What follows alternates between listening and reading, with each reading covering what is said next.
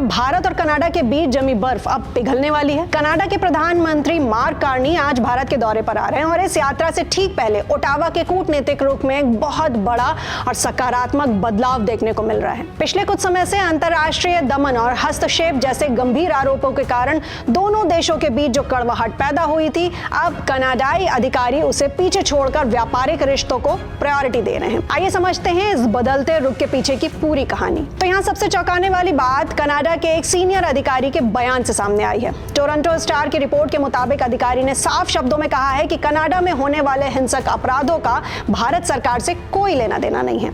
ये बयान उस समय आया है जब पीएम कार्नी अपनी भारत यात्रा शुरू कर रहे हैं। कनाडाई अधिकारियों का कहना है कि अगर उन्हें लगता कि भारत उनकी लोकतांत्रिक प्रक्रिया में सक्रिय रूप से हस्तक्षेप कर रहा है तो शायद प्रधानमंत्री कार्नी ये भारत यात्रा ही नहीं करते। प्रधानमंत्री कार्नी की इस यात्रा का मकसद सालों से चली आ रही राजनयिक परेशानियों को सुलझाकर व्यापारिक संबंधों को फिर से मजबूत करना है। एक रिपोर्ट बताती है कि दोनों देशों के बीच अब वरिष्ठ अधिकारियों और मंत्री स्तर पर व्यवस्थित तरीके से बातचीत हो रही है। अधिकारियों का मानना है कि अब उनके पास आगे की सार्थक चर्चा के लिए एक मजबूत आधार मौजूद है।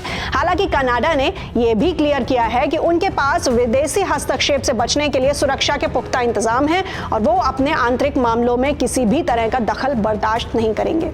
पीएम कार्नी की यात्रा केवल भारत तक सीमित नहीं है, बल्कि ये उनके हिंद प्रशांत क्षेत्र के दौरे का हिस्सा है।